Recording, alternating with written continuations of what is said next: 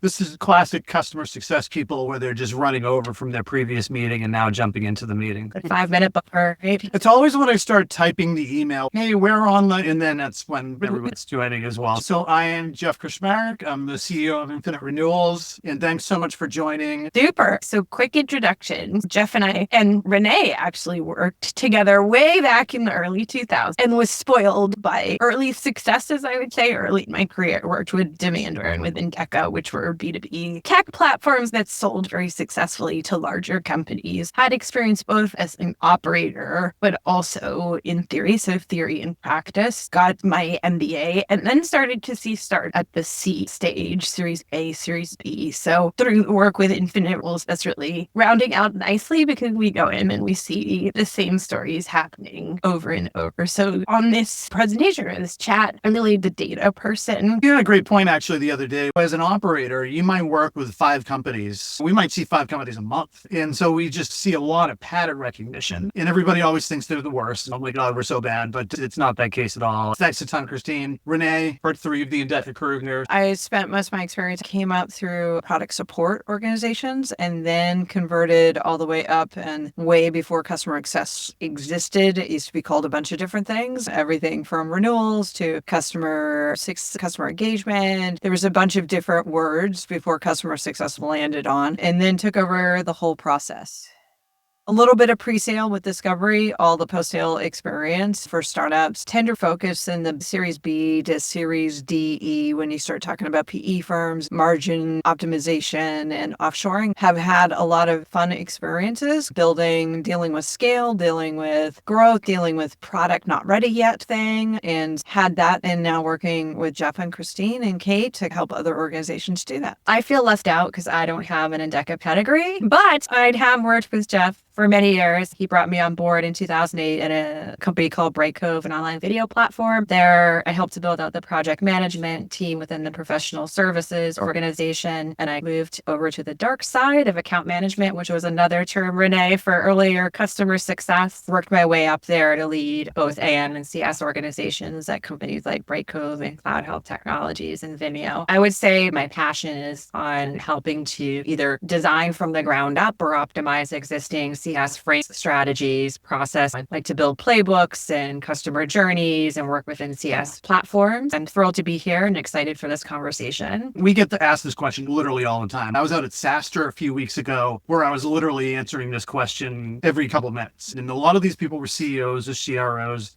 Not too many in the actual CS function. I started thinking about this on the flight back about how could we do like a benchmark type of a thing where there's all these different subjective things where you've got either ARR levels and ACV and with your team. Are they also doing onboarding and support and all these other factors that we see on a day in and day out basis? And when I was going through all of our customers to come up with what that would look like, I was like, oh my God, we've got almost $2 billion in revenue to look through. So we've got our own data set that we can go through and start figuring out some of this as well. We got the team together and said, what's the best way to do this? And put a framework together and started talking to people around about what would make this insightful for them. So let's actually talk. We've got a CSM, and then the next slide is what are the jobs that they do? Sounds crazy. We bump into customers every day that they don't do any of this. I think before we talk about what the ratios of CSMs are, they need to understand what the definition or what your definition of a CSM is. And that really varies across companies. I would like to think that the majority of us here would think that there's a real focus on retaining revenue, right? Or retaining and growing revenue. You might have plans that drive certain behaviors that support specific goals around those, renewal rates or expansion targets or CSQL kind of motions. And additionally, you might have customer health metrics. So in a lot of the companies that we've worked with, especially the earlier stage companies, there's an understanding of that as at least part of the role. But what we find too is that there's a second part of that or even a third part of the role of a CSM that might be across other areas such as managing the implementation and onboarding process, around education and training customers. We've worked with customers where CSMs have actually taken a support shift and answered and triaged issues and bugs,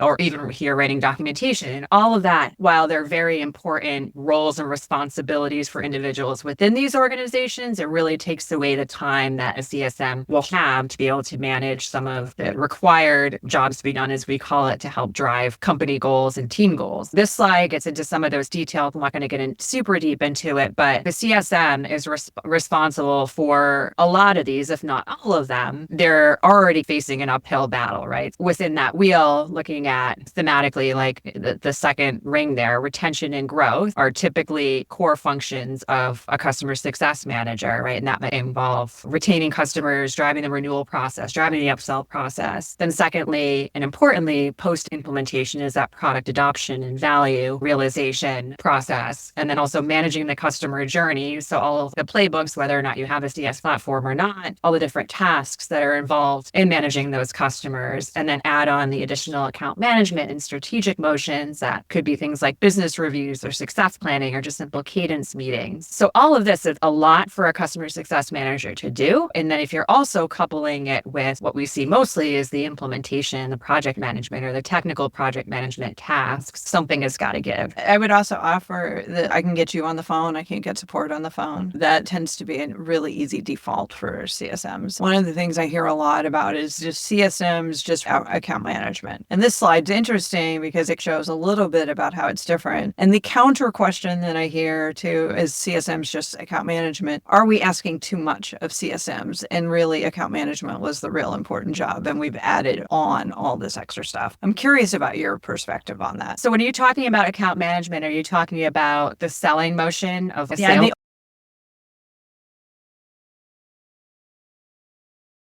School definition of account management where you came from and where we've seen in the past. Yeah. And I feel like in this term of account management, it's more like managing the daily activities within the account, not necessarily the AM function. But to answer that question, Jeff, and a lot of the companies that we've seen as they mature, creating that specialized AM team, let's say, that drives the additional cross-sell and upsell motions, and maybe the CS team does the CSQL and passes that off. And the earlier stage companies, we find that they're doing it all. I see in the beginning, like the AEs are doing it. And they went out and they sold the deal and they do the renewals. And sometimes that's the founders and they get brought in a very early stage. Then we see, to specifically, it goes to the CSM function. And then when they start getting into the like $30 million a year range, it's, oh, we have a specific group that's there to do the upsell and cross-sell and new business units, and the AEs are gone. I'm seeing a lot more of that once you get to the higher post $20 million number these days. I've seen a lot of companies go back and forth. They're like, oh, we tried this model and it didn't work. And then a new CRO came in and they want to do this model. If product has gotten super used to having CSMs drive adoption and the product requires a lot of change management or requires some value buying into with your customer, so they get addicted to needing bodies to help the customer get through to the real value. And when they go back to account management, that starts to slip and the churn starts to happen. Then they lean it. So it's this constant lean back and forth between the economics of renewal and expansion and product adoption. I see that's the biggest tension. Yeah, absolutely. So a lot of people probably know this. I thought I'd just cover this because in the circles I was traveling, everybody was just basically saying this was the rule and we need to abide by this. And when I saw this really breaking was when you started getting into SMB mid-market. And it's okay, if you're selling things at $1,000, $2,000, or even $500 a year, how many customers do you need to 2 million, which is a lot. And Jason came from a lot of big enterprise selling where you would have somebody managing this type of book of business. And I'd even say if you've got a couple of big accounts that you might see a CSM handling like $5-6 million, right? You might have 4 deals that are like $1 million or things like that. Again, it gets into like why we put this report together. There's complexity, there's size, there's churn rate, as Renee said, product complexity. So then we also were getting into this product market readiness, which I'm going to turn over to Kristine on the next slide. So let's get into some of these other things because things have changed since he said this. It's been a few years. SMB was not as predominant as we're seeing as we are in SaaS today, especially vertical SaaS. And the tool sets are changing, right? Digital is a lot more possible now. So we don't need to hire 50 CSMs because you've got,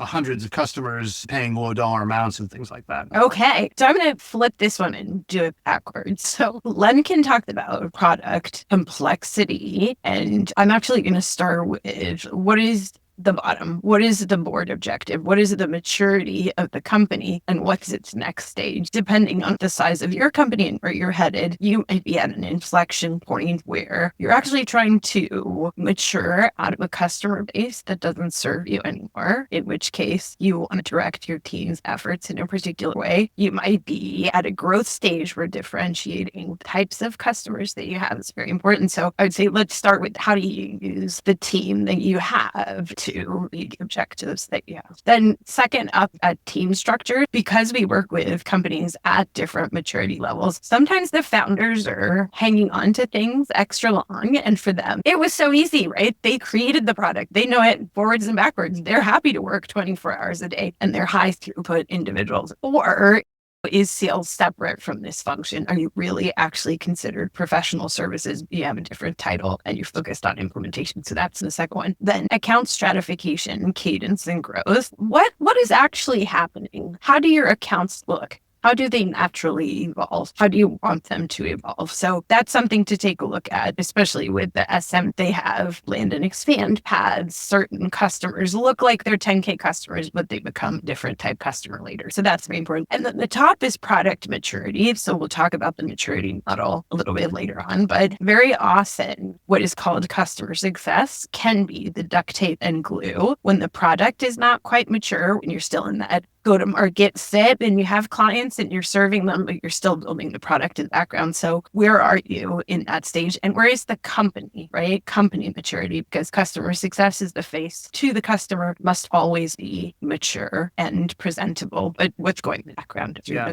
actually a couple of good questions. I'll answer my one quick, very fast thing, which is from Jennifer, which says, when in time, in your opinion, for founders to get out of handling all the CS themselves and do a CS hire? So very fast. I think you get your first 1 or 2 or 3 customers live and you got to really push that through. But a founder needs to be doing everything else, right? They need to run a company. They need to get the next round of funding. They need to make sure that the product's doing their thing, talking to analysts and everything like that. So CS just will fall to the back burner. Get through your first 1 to 3 customers live and figure out what works and what doesn't, and then start finding people that can help out with that. I would also challenge product market fit. If you're still trying to find product market fit, you're either head of product or founder has to be knee deep until you feel like you have enough of a rhythm, because having CS person when we're still changing directions is really hard. That's great. I'm going to bump to the next slide. Kristine, there is a question that we're going to answer through the next series of slides on the math. There's a lot of numbers in the questions, which we'll get to, but get to the answer, I think, will bring you through the methodology of how to do that. And then we'll take yours as a use case and we'll work through it essentially. Oh, more thing on this. So the thing that came out after the Lemkin approach, and this has been out there for a while, this is Nick and Gainsight's, hey, ECV per accounts per CS, much better, as they say, but we still see some skewing around here, and we're not taking into the factors that we're going to dive into a second. So it's not earth-shattering, but it's just a capacity model that's very often put in place in professional services. But we were working specifically, we created this when we were working with a founder who was saying that I want 2,000 accounts per CSM, and they had no digital strategy. And so we really broke down, here is the availability of time at these different utilization levels. If you have people context switching, if you have them participating in meetings, this is their maximum capacity. And then take a look at 10 minutes per client. This is how many accounts they can handle in 60 minutes. Jeff has a comment on, but this lays it out of there is a maximum if you look at the number of minutes per customer a month. So Renee, this is a good thing to cover. Now you have this much time. Let's say you had an hour a month to work on a customer. What are all these factors that you need to work with your customer on? So it really helps if you prioritize your customers based on where they are in the life cycle of kind of your view of what you need from them. Are you trying to protect this account, just invest in it, nurture or grow it? So it's really understanding your growth and size potential, and then making sure you have the activities aligned. Your CSMs know how to engage with all their accounts. If you give them 100 accounts and just tell them to go do, they don't have really any way. One of the things we used to do is a quarterly or 6-month review with the account executive to make sure we aligned on the categorization of the customer so that then you wouldn't get get AEs coming back on, you're ignoring my accounts kind of thing. So that way you've got alignment, and then you can actually align activities with where they land. And you can change the X and Y axis to what's important for your customers. We always just did, where are they going to grow? Where are we expecting to get money from in the next 6 months? And how are we going to get there? And then the size. So in this chart, we're going to talk through, this is essentially the Lemkin rule applied at different levels of A, and then showing, depending on your ACV, we just picked some stop points, 250K, 100K, 50K, 25K, 10K across. Where does the rule break? Where does it not make sense? So I'll go through the highlight boxes later on. We can chat through questions. But on number one, you can see that the investment in terms of headcount at the higher ARR numbers gets into some incredibly high headcounts and very high monetary investments. So the rule there with digital touch, right? If you put solutions in place only with headcount, you will encounter problems. The second box highlights companies with an ACV of 250K. And you can see a very low account of number of accounts per CSM, according to the Lemkin rule. So around 8 is where it caps out, which is nice. There, the service is probably commensurate with the cost of software, 250K. I would say the way to make gains in this particular model, if you're in that situation, is implementation process. That's going to be critical because the quality of the implementation process will let CSM team to continue the accounts. If we look at box number 3, if we're looking at the 100K, in this space, probably not all of the accounts are the same. So here, I'm going to tie back to the point we made earlier in terms of where are you in your maturity? Is 100 the cost of the software where it will land? So you determine that. Or are you on path to market fit? And these are going to be larger accounts eventually. I think depending on the answer to that question, you might have fewer accounts per CSM or more. Then if we look at number 4, where we're starting to get into the between 80 and 80 accounts per CSM, I would say that's where what Kate touched upon, which is the journeys. What are the triggers? Is somebody at risk? And then you enact a book. Is somebody on a growth path? And you enact a book, because 80 accounts is a lot unless you have some information triggering the human interaction. And then in the 5th box, when we get to 200 accounts per CSM, it really leads to digital, except in cases where human touch is required. So to contrast to Lemkin, here's a different, just to give you 3 flavors in a table. This is the same breakpoints on revenue, same ACV across the top, but we put a different model out there, which is if you have enterprise accounts, a rule of thumb that's out in the world is 10 enterprise accounts per CSM. If you have a purely digital touch, you might have 1,000 accounts per CSM. So we just wanted to show if you apply those rules, how does the headcount change? We did some talking to companies like Smartsheet and Monday with massive digital pools as well too, and also some Reddit deep dives, which I highly encourage you all to go do, because you see people actually really talking about stuff instead of the LinkedIn things. Anyways, the part where we started getting into these massive pools, we also brought in some supplemental industry data from the companies that are really doing well with digital models as well. And you can, by gut feel, you can start to see how the numbers play out. Depending on your account base and how those accounts are moving, you'll want to stratify the accounts. And digital is great, especially if you have a low return on the human investment with those accounts, or there's money that you're getting, but you're not really investing in that base in particular. It's a nice way to keep them going. So this is personally my favorite kind of question to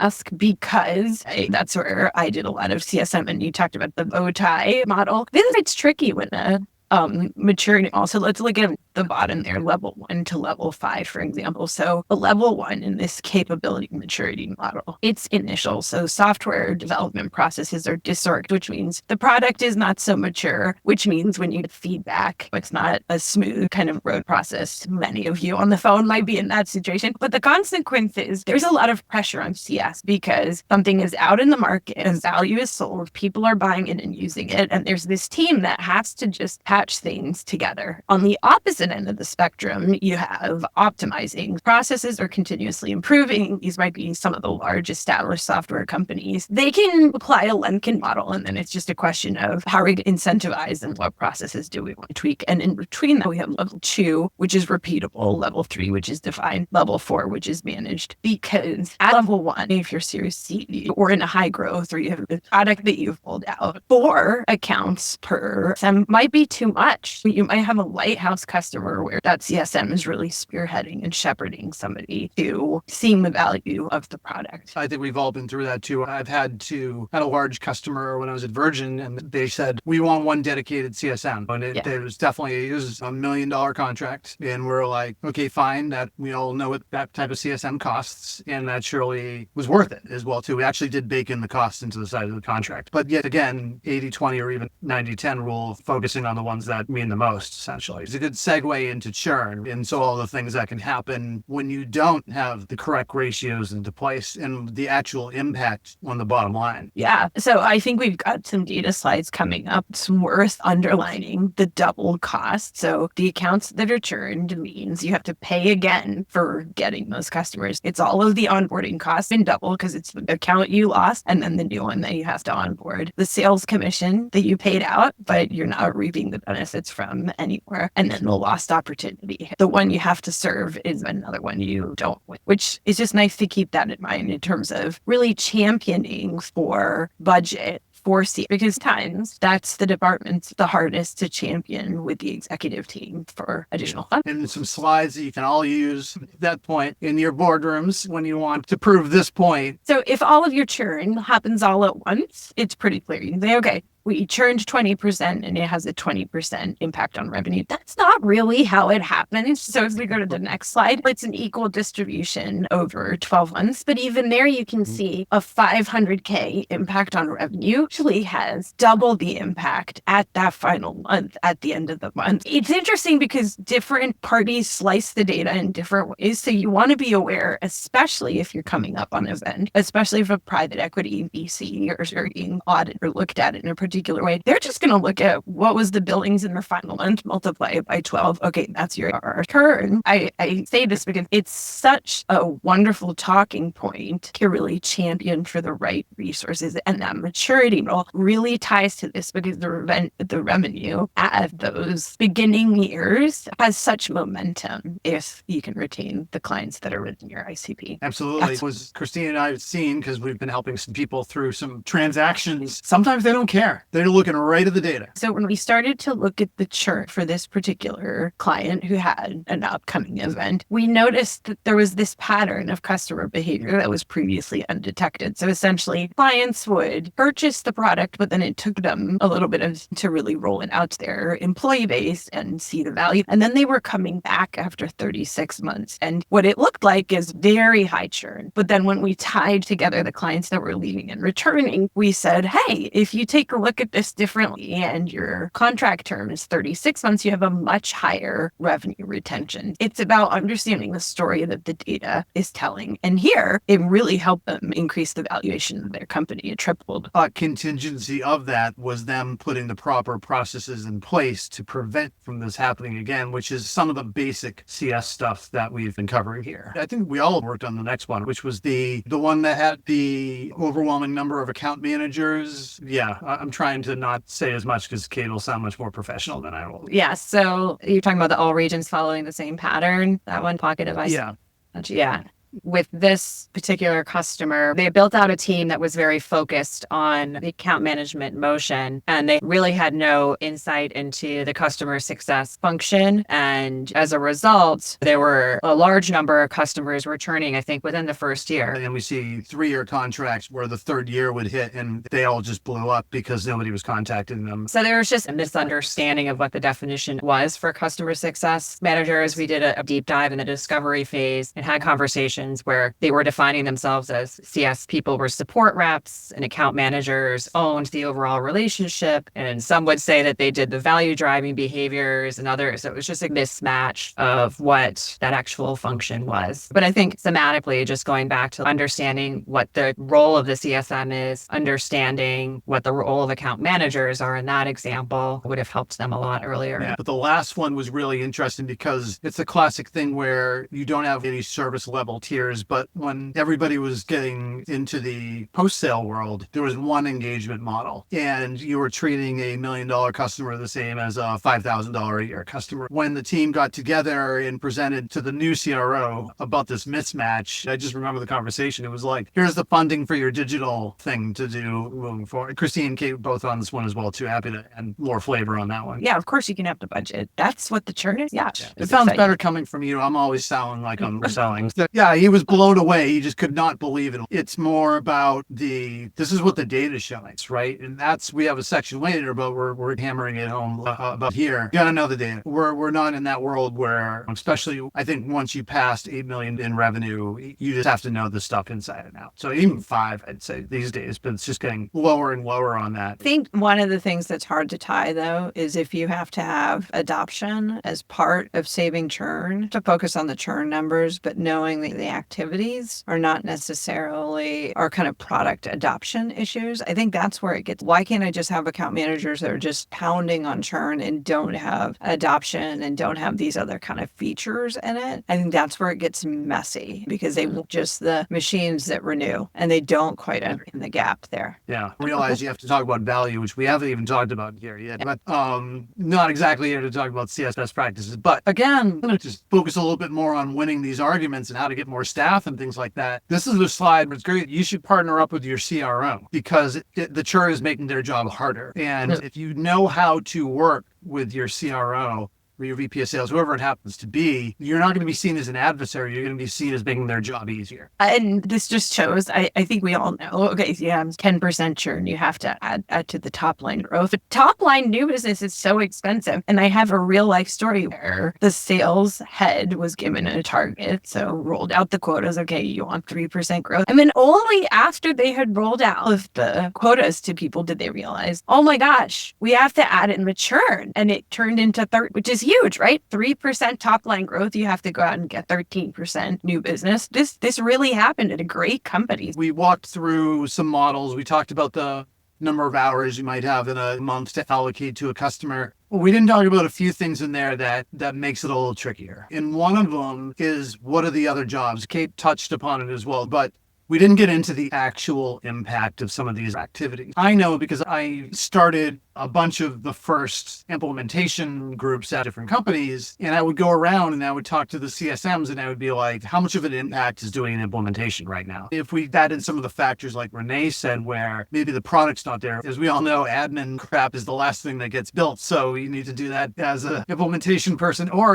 as a CSM. And if you look here of what is your impact on capacity, this is always weird numbers like this, but 55% is over 50% of your time. So if you're doing this, you just wipe off about half of your productivity. And what are you not doing? I will tell you, nobody does the proactive tasks. They're not doing the strategy work. They're not doing the value work. They're literally just clawing to stay ahead. When you add implementation in, it's even worse. It's even worse when you're at support. There's the number. We've had several customers that if they are doing support, that winds up being % of their time. And that's why so many companies we walk into and we walk through their workflows and things like that, it turns out they're not really doing CS. They're doing some type of project management, support ticket management. Maybe they're doing some implementation when the first batches of churn start coming through where they're like, we got to do something about this. So it's a different skill set. That company that we just recently worked with, they had their early stage and they really didn't have a lot of customers yet who had moved past implementation, but their quote unquote like CS was really ahead of CS, but it was one person person that was a customer success manager was managing all the implementation process, and it was very technical implementation,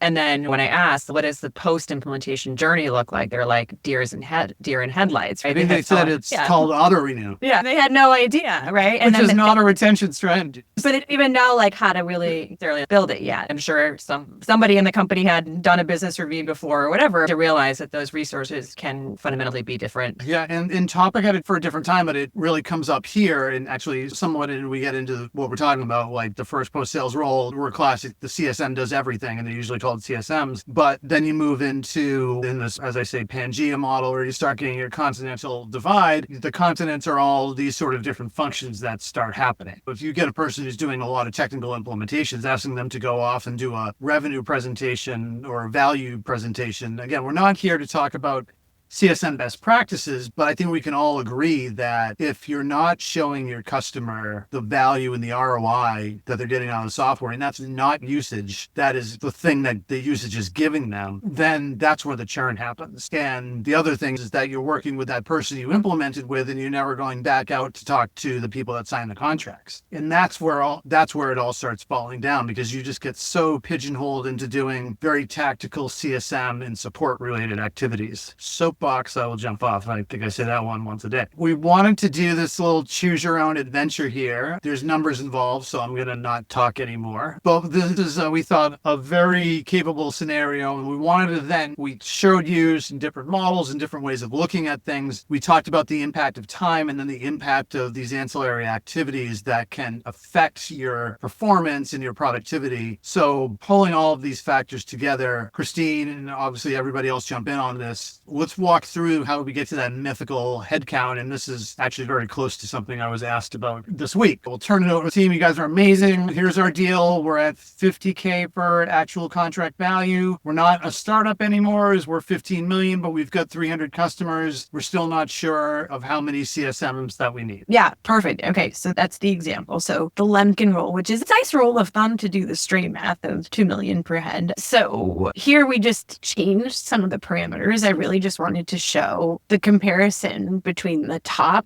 box and the bottom box, just to show, depending on the levers you're working with and the reality of your scenario, how that impacts things. So you can see the total number of accounts is the same for both, the distribution per band. So they're already doing great because they've stratified their accounts. And then the number of accounts per band, then whether people are performing delivery or not. So in the top model, yes, people are. So the CSM team is performing delivery for the maintenance band, whereas not in the bottom scenario. So then that impacts the percentage of time that the team is able to devote to customer success activities. So it's 100% except for that sub team that's devoting time to implementation, right? This is a reality that happens, but this puts it in a consumable way for somebody to be able to say, oh, okay, I see how that impacts your capacity. Then we put the time spent per account. We threw out 1 hour just because I was anchoring to what we were discussing in the slides earlier. Then we do a calculation of the number of accounts per CSM for that band if they're at 100%. The enterprise accounts, 96 accounts for that maintenance level. That's the same in both charts. But because in the top chart, the CSM is involved with implementation, we have the number of accounts that they can actually manage. So it's down to 48. And then whether churn is on target or not. So we said no. So we bumped the 1.8 resources that we needed up to 2. So that brings us to a headcount of 6 in the top model and 5 in the bottom. But it's just to show your scenario will have different answers for these levers. So here's how you can start to think about things. You could build this yourself and say, what does that look like for me? A couple notes on that. Like sometimes fighting for one head count's huge, right? Here's the data that shows one head. I will say we sent this deck out to a bunch of our people that we work with on the private equity in the venture capital side, and they said this is the one that they were like really focused on. And so if you use this type of math, you can win these arguments when you're trying to present to the board or doing your whatever leadership types of arguments about how we need to increase capacity. Again, data is your friend, right? So I think, KV, are you on the know your data one? It's not just about about knowing the data. It's really understanding what is the story that it tells and how can you align that story with the objectives that you have. So that's my key takeaway. And Kate, why don't you talk about tiering segmentation? We didn't really touch on it, but it's such an issue. I think we've worked with a number of companies who have had just one tier, which is a high touch, treat them all the same, or some companies who have not had a lot of personal interaction with their accounts, which is an extremely low touch, but not even with a digital model. And then companies that have robust segmentation models. The takeaway here is that once you understand your customer base and go through a process of segmenting, and we have some data-driven strategies on how to do that as well. But once you have that kind of striation in place, understanding what those engagement models look like per tier is very critical so that you're leveraging your highest cost resources for that highest touch, most strategic kind of band, and then building out a mid-touch or a low-touch / digital motion for your longer tail customers. But all of that should be driven by data. Most companies should have a segmentation model that includes 2 tiers at the very least. Actually, Kate, we just got a question on that. So thoughts on segmentation by ARR instead? This is from Grace. I've seen recommendation for 40% enterprise, 40% mid-market, and 20% scale. Segmenting by ARR, we've recommended that for earlier stage companies that don't have additional criteria quite yet to build into the model. I think as you understand your customers more and understand the data more, there's additional criteria that you should consider. It depends on the company and your product and the industry and all of those things. But I would argue that a segmentation model should include additional criteria over ARR, right? When they give customer data, I reverse sort by ARR and just sit back and take a look at it. If you're at this scale model, you're in this scale model. And I just remember at a company where we sold into Coca-Cola. I was going to say, if you have a brand like Coca-Cola and you sell in a $10,000 contract and the potential there is $100K, are you going to put them into a digital no-touch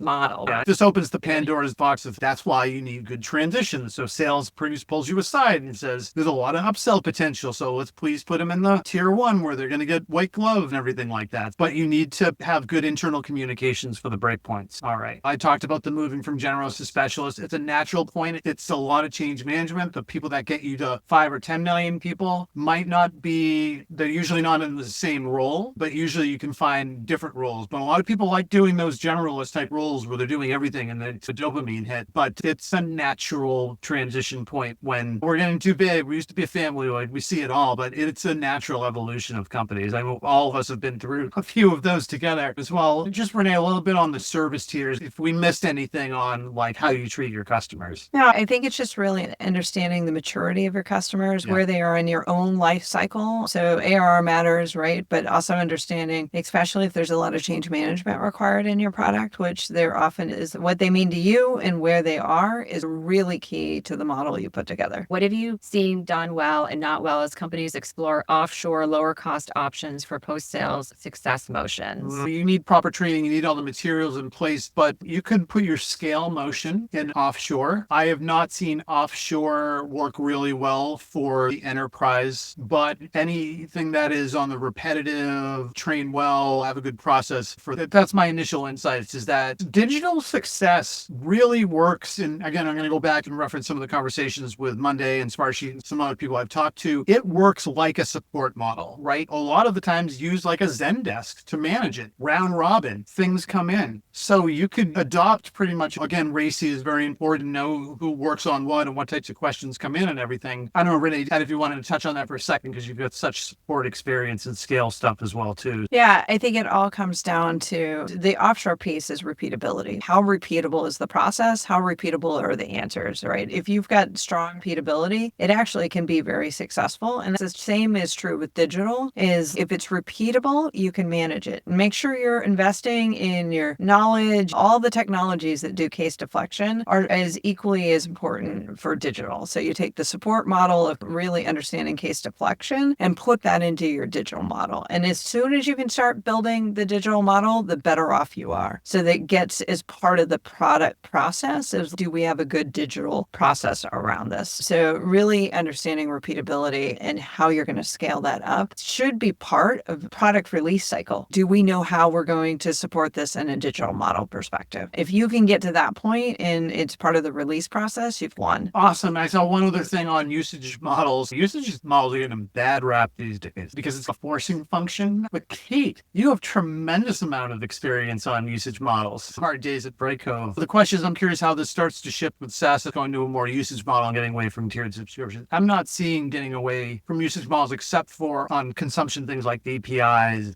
and developer tools. Just curious if any thoughts on tiered subscriptions versus usage model. I think the usage model that we had back in the day, I think the challenge with that in general is that it can really fluctuate, right? It's difficult to predict. Some of the things I've heard recently are it's okay to do a usage model if you're not using it as a trap. So many companies that are slow to respond to like general inquiries, but the second you get into the next band of usage, it's like, here is your invoice for the next $1,000 because you have crossed the threshold. And companies are saying, I don't mind that conversation, but maybe come to me earlier and talk about the value that I'm getting. Customers are going to be very forgiving. And this is my final parting thoughts. Customers are very forgiving if they're knowing the value and the ROI they're getting from the software. I say, go look at and use commerce models like Grammarly or things like that. If you're capturing what they want to be successful using your software and you're telling them about that, they don't mind that broken button every once in a while or that old logo or these other things because they signed up to get a certain outcome and they're getting that outcome. And you're telling them like good news, you're getting that outcome, which means they're doing their job and they're looking good for their boss essentially. Well, what does that mean? When should CSM stop doing implementation and have a specific job? Easy answer. When shit starts breaking, right? The classic things to look for on the numeric basis to fight your battle is implementations are going longer. So you should know somewhat of a standard duration of a project. But we always know 10% of customers have things. So if you're not getting within a 10% of whatever you're saying in sales, hey, it takes 60 days and then everything's blowing out to 120 days, there's one. Getting a lot of churn, not viewing QBRs. I love a field in the CRM or the CSP that says last R in managing in people to that. And if they're not able to do a consistent cadence on what you've outlined for that service level tier, that's broken as well too. And again, use those churn numbers. And these will, or the other one, Renee, something sweet, close to your heart, if they're doing support tickets and the resolution times are blown out as well too. You have to have a way to track the percentage of time that they're spending on support, they're spending on implementation, percentage of time they're spending on value. We are out of time, my friends. Oh, thank you, everybody. Great chatter in there. Thanks so much for the team. It's not just me. There's a lot of people working harder than me in the background. So I'm glad you got to see the larger Infinite Renewals team as well. Thanks so much, everybody.